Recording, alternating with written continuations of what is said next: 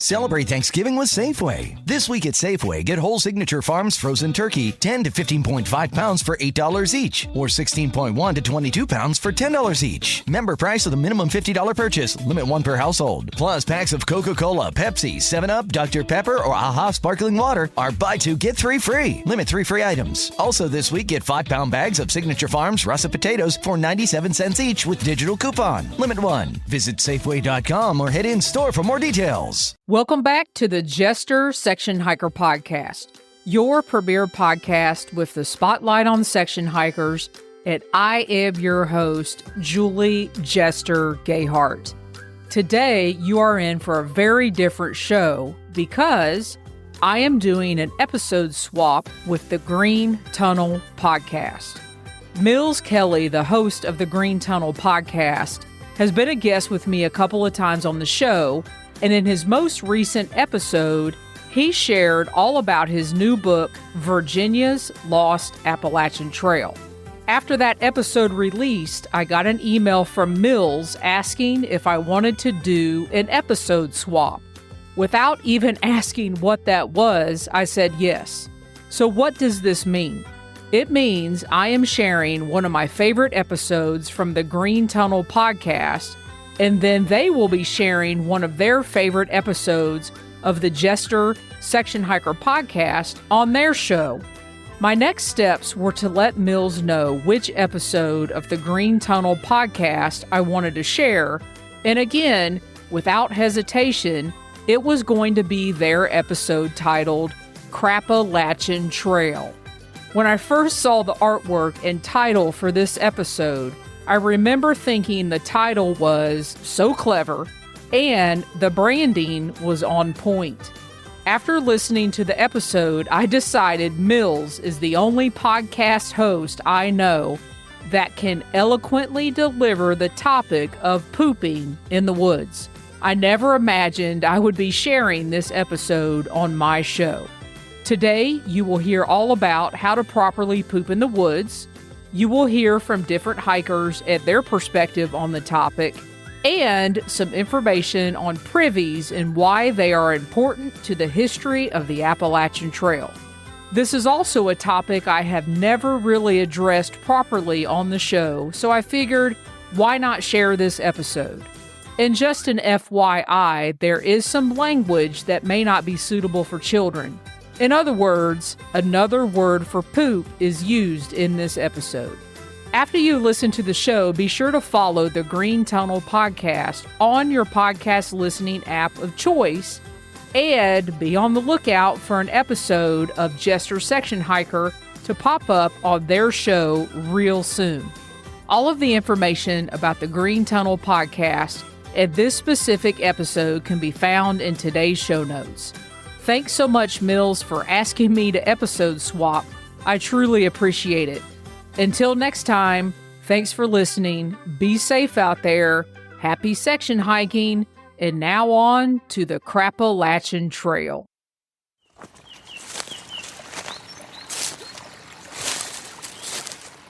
Everyone who's ever been hiking on the Appalachian Trail has probably experienced a pretty familiar scenario. Picture this. You're on the trail, you've been hiking for a while, and you're enjoying your surroundings.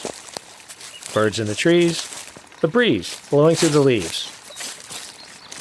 But then you feel it. The urge. If you were at home, you'd probably head to the bathroom, close the door, and do what you need to do, in comfort and privacy. But right now, you're out on the Appalachian Trail, far from the nearest bathroom. What's a hiker to do?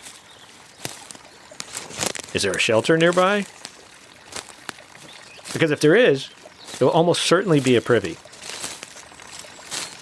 But if the nearest shelter is miles away, that's okay. The forest is filled with opportunities.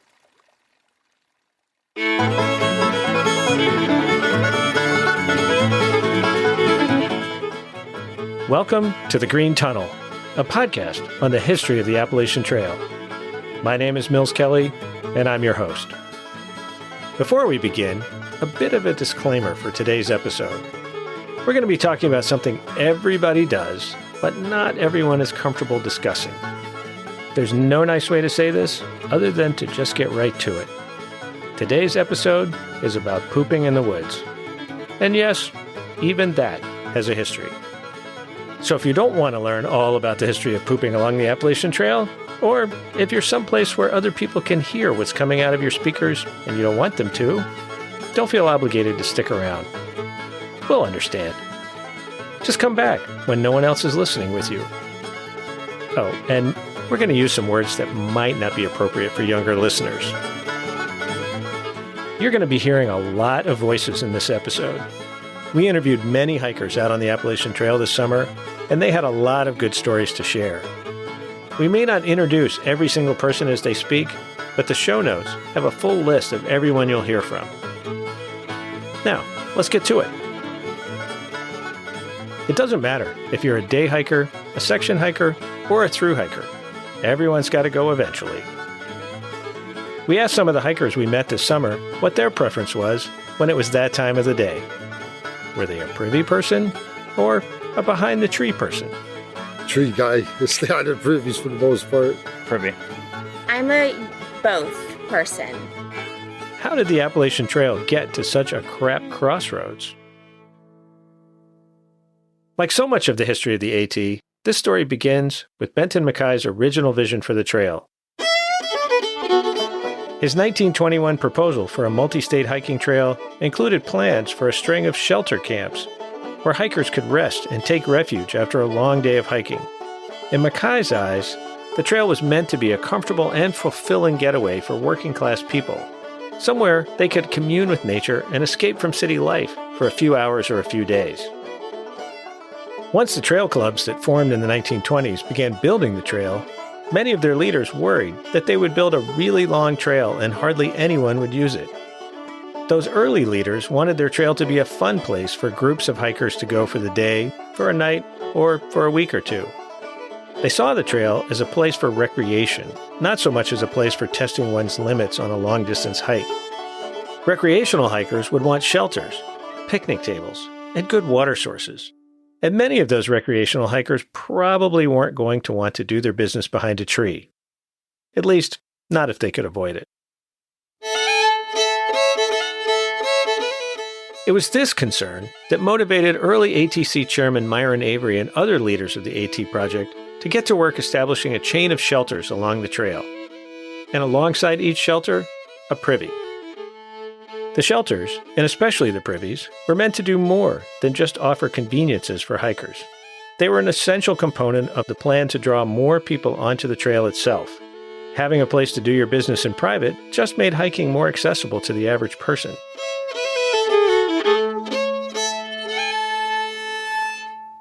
The AT wasn't designed for rugged outdoorsmen and women. It was created for people who might not have ever been in the woods before.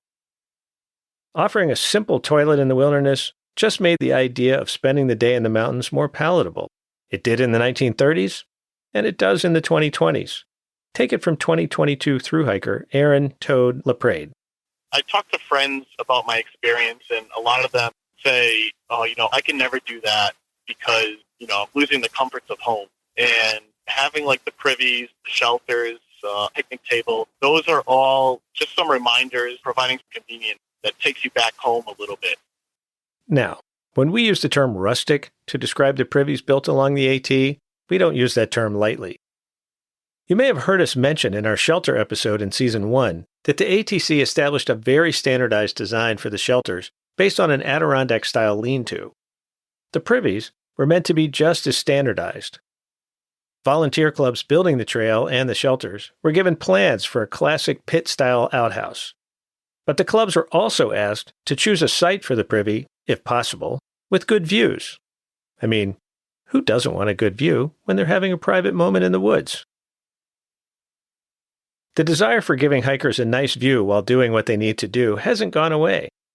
The ATC's 2014 Backcountry Sanitation Manual, the current guide to best privy practices, advises that shelters and privies should be located on upper mountain slopes to provide scenic views, refuges near summits, or idyllic getaways near the shorelines of mountain ponds. Although comfort and convenience were a goal, these were not exactly the grandest of structures. Think old-school outhouse. As longtime Green Mountain Club member Dick Andrews explains, the original was a pit privy, and that's typically a shelter, a little small, like a slightly enlarged phone booth on top of a hole in the ground, and that's where the waste goes. 3 walls, a door, a slanted roof, and, of course, the throne itself. What more do you need? One of the original plans said that the privy should be at least 200 feet from the shelter and located where the ground doesn't slope down to a water source. But anyone who has hiked much on the AT knows that 200-foot setback from the shelters was rarely followed. Those original privies were supposed to be constructed of small logs, and the pit itself dug 3 feet deep. These days, 3 feet isn't nearly deep enough given how many people hike on the Appalachian Trail every year. 5 feet is more preferred. Those early privies were, of course, classic pit latrines. For any of our listeners who have never had the incredible pleasure of using a pit latrine or pit privy, they're basically exactly as advertised. A hole in the ground with an outhouse sitting on top of it. The ATC's plans stated that the pit should never be located in wet ground or rock formation, and that if the soil is gravelly or sandy, the pit should be lined to prevent caving. But outside of that, there's really nothing special about digging a hole in the ground and putting a wooden box on top of it.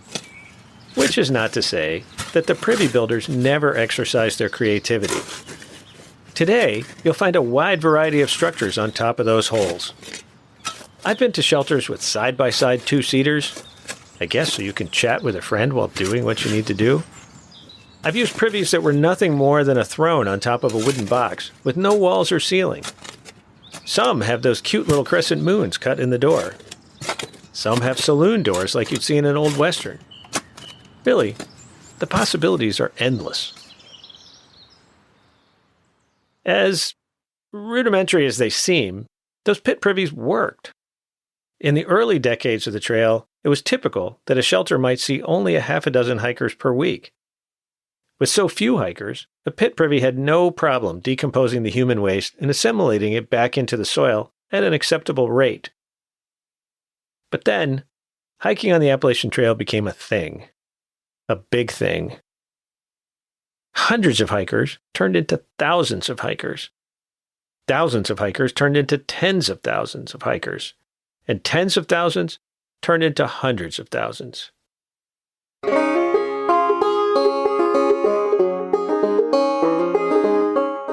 We've talked about the hiking boom in the 1970s before, and we covered some of its negative side effects in our Leave Only Footprints and Give Me Shelter episodes from last season. Since the 1970s, the number of hikers on the trail has increased so dramatically that it can seem pretty crowded out there on any given day.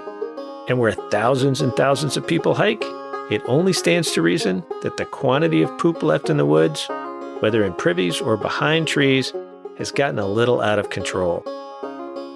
In some popular locations, the privies are taking in an average of 14 gallons of human waste every week during prime hiking season. At that rate, well, you can find yourself in some deep shit pretty fast. With droves of hikers using sites up and down the AT, the pit privies were filling up much quicker than they were meant to, and becoming less than enjoyable. Okay, they weren't ever enjoyable, but you get the point. Privies filled to the bottom of the seat weren't the only fecal folly occurring on the trail. More hikers out in the woods also meant more cat holes. What's a cat hole? Like a pit privy, it's also a hole in the ground meant to keep your business contained, though on a much smaller scale. If you want to follow best practices for digging and using a cat hole, you should be at least 200 feet away from any water source or campsite, and you should dig a hole 6 to 8 inches deep. You do your thing into that hole, and then fill it up with the dirt you removed. When you get into the mountains, however, it's not always so straightforward. Keep digging. 6 inches or something is supposed to be, it's hard. It's hard to do.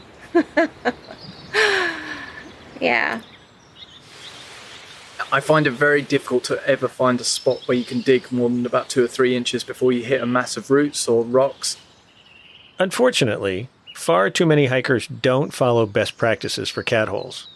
At the first shelter I got to, there's just a hillside covered in like toilet paper, and some people like pooped on the ground, just covered it with leaves, and someone stepped in it. Because it's hard to dig a hole when everybody's trying to dig a hole in the same area. I was at Davenport Gap Shelter, the last shelter north out of the Smoky Mountains. And there was basically a teepee graveyard just past the shelter. You would go up a small hill, and it was a wasteland of rocks holding down masses of rotting toilet paper. And I don't know why. Maybe someone did it and then someone else tried to dig and they couldn't, and they thought it was acceptable because someone else did, and it went from there. But it was really off-putting to see how few people had actually tried to make any effort to dispose of their waste properly. I've seen these problems firsthand. In 2019, I was at the Rowan High Knob shelter, and the thru-hiker bubble had just passed through. Rowan High Knob shelter is the highest shelter on the AT and happens to be in Tennessee, the one state on the trail where there are no privies at the shelters. The smell from what hikers in the bubble had left behind, most of it not even in cat holes, and virtually none of it at least 200 feet away, was so overwhelming I had to leave. There was just no chance I could spend the night with that smell. Hi, I'm Haley Model, and I produced today's shit show. If you're enjoying today's episode about all things poop, we've got something for you. We have a very special CRAPPALACHIan Trail sticker designed by friend of the show, Sarah Jones Decker. To get one of these stickers, sign up for our newsletter by the end of 2022 and give us your mailing address. We'll send you your very own CRAPPALACHIan Trail sticker. Just go to r2studios.org and sign up.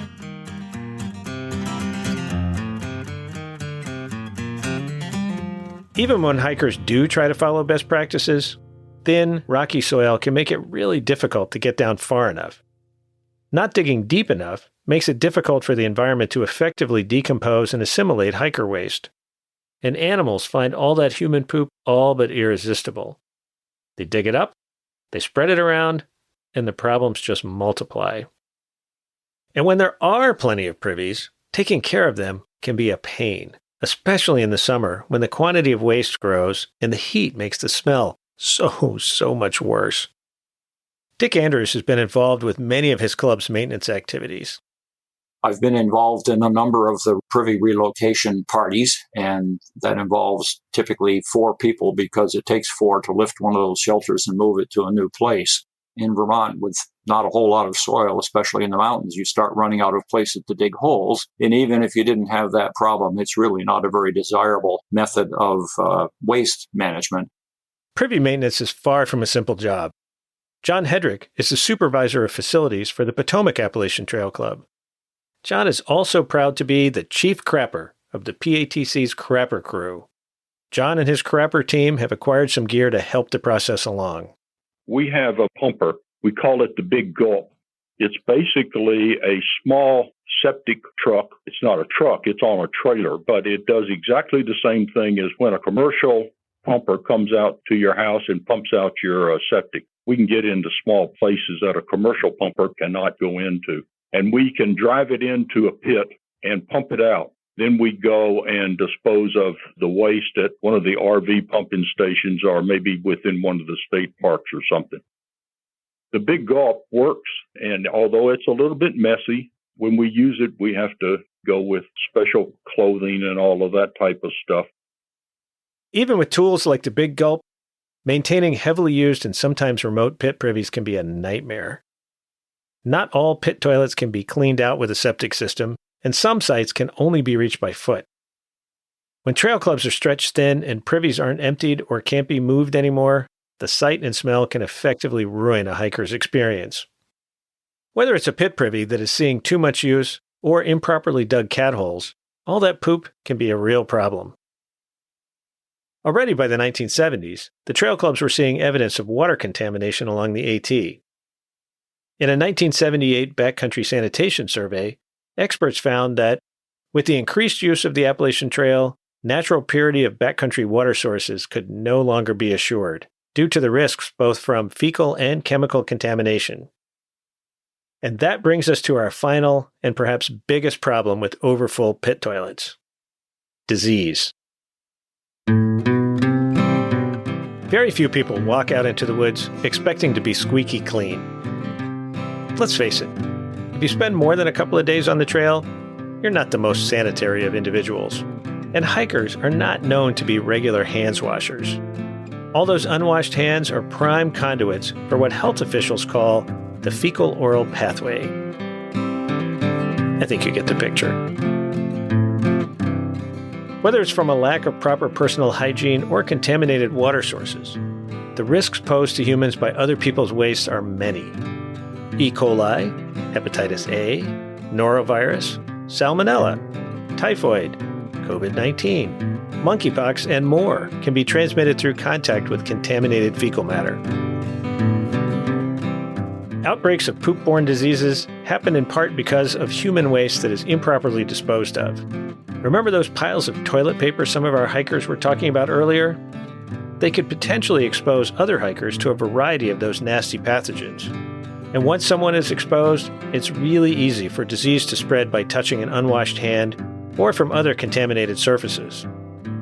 Before you know it, disease moves up and down the trail and reaches shelters further and further away. And when disease strikes, the results are never pretty. When I was coming in the first 100 miles near Franklin, I got norovirus. That was Kitchen Sink, a 2021 thru hiker. Like many hikers in the first sections of their thru hike, he probably picked up norovirus from someone who hadn't washed their hands well enough. The symptoms are pretty easy to spot: nausea, vomiting, diarrhea, and cramping. In fact, 2016 saw a significant norovirus outbreak on the trail near Fontana Dam. Things got so bad that hikers began referring to that fun moment as Spewmageddon.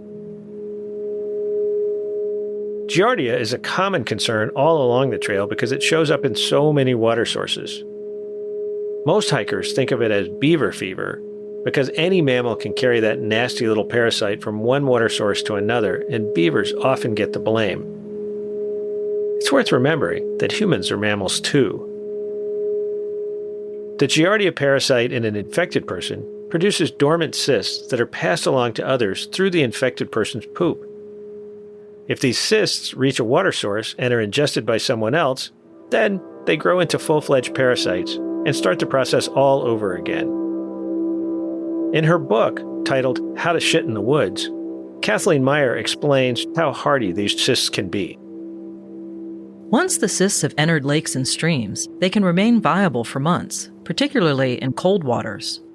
Giardia cysts have been discovered in mountain headwaters, the alpine feeders that spring to life from rainfall and eventually wash down to form all our watercourses.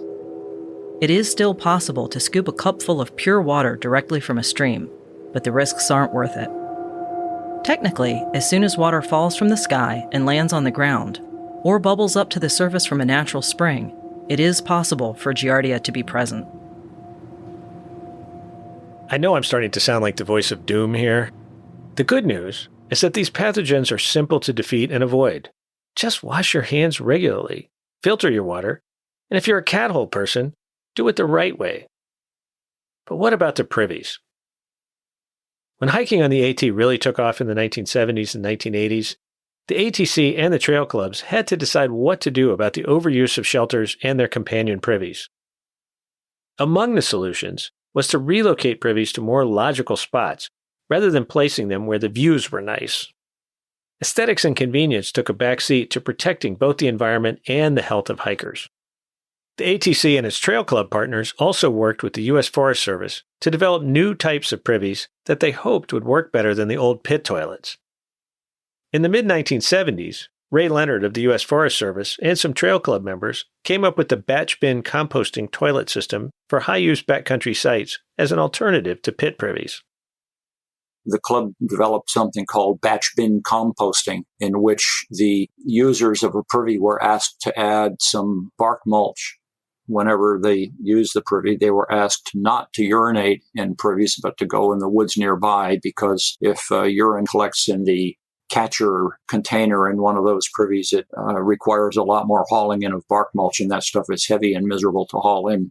And periodically, the catcher is emptied into some large garbage cans next to the privy, and then when those are full, it's dumped into a big 280-gallon tub and stirred up with enough bark mulch so that it's not liquidy anymore, and then left to compost. And it composts pretty fast because it's well mixed and it builds up high temperature. And then periodically it cools off and somebody has to mix it again, taking care to put outside portions that didn't get hot enough into the center so it will get hot enough in the next run. And after 2 or 3 runs, they figure it's finished. They put it in a roofed drying rack to continue to finish off for the course of a year, and then it can be spread in the woods.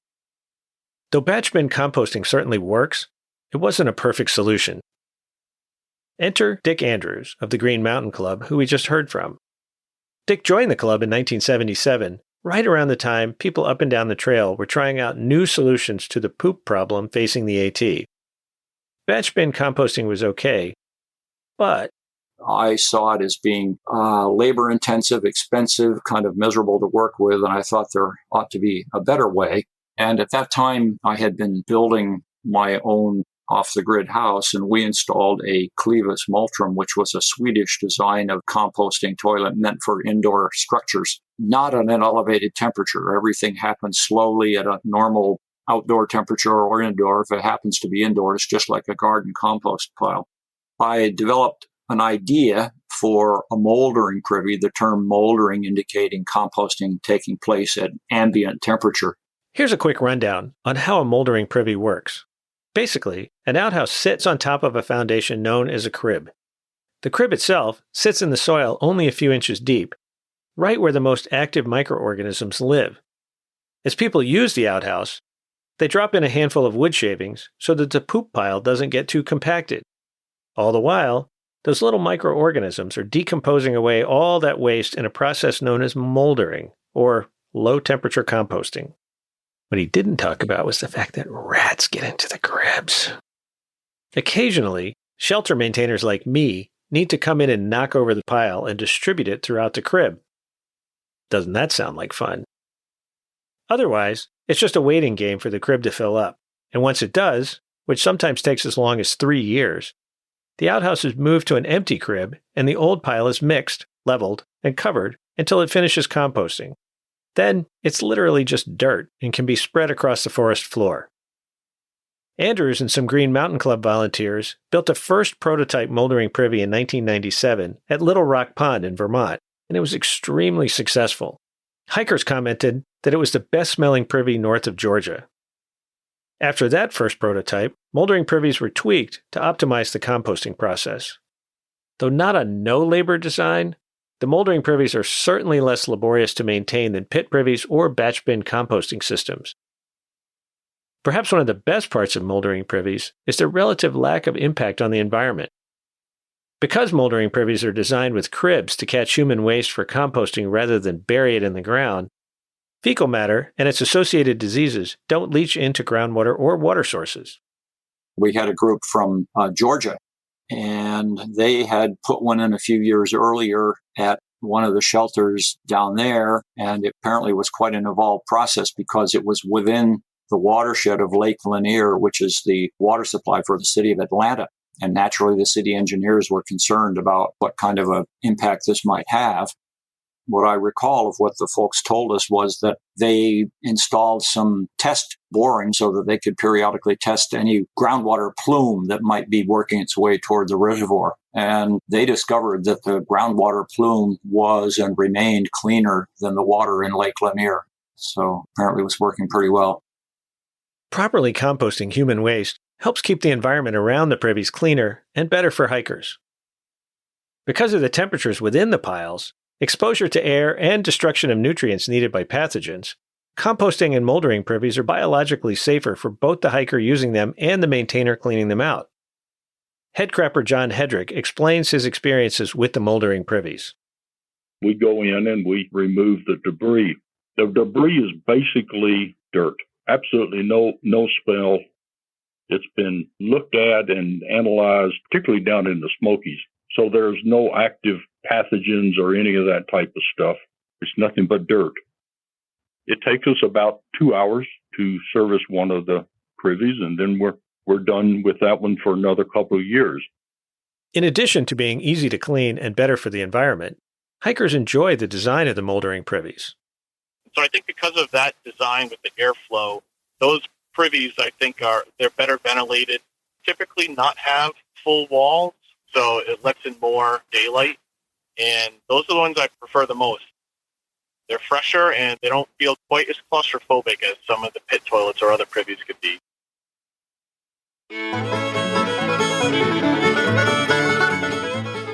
The ATC is currently in the process of gradually replacing its classic pit privies with moldering or other composting privies. It's taking a while, though. Moldering privies are expensive to construct. Materials alone can cost as much as $2,500. In some cases, trail clubs fund their own privy construction, but in most cases, the clubs wait for funding assistance from the ATC, the National Park Service, or the Forest Service. Either way, this means the process of swapping out the old pit privies with new moldering ones is moving slowly. Also, moldering privies are a bit more complex to construct. But the ATC's Backcountry Sanitation Manual contains all the plans and schematics needed to build one.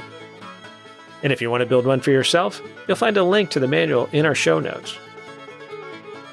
As Dick Andrews writes in the Sanitation Manual, trail maintainers should resist any suggestion that backcountry waste disposal systems are somehow substandard but tolerable because they are in remote locations. If this attitude is accepted, it will diminish the trail's prospects for continuing as a practical and enjoyable entity for future generations of hikers.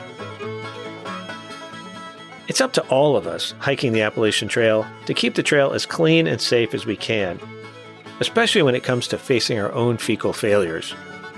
After all, everybody poops. So everybody can have a hand in keeping the trail enjoyable, not only for our fellow hikers today, but for all those who will experience the AT in the future. After all, no one would be happy if hikers started calling the green tunnel the brown tunnel. Thanks for listening.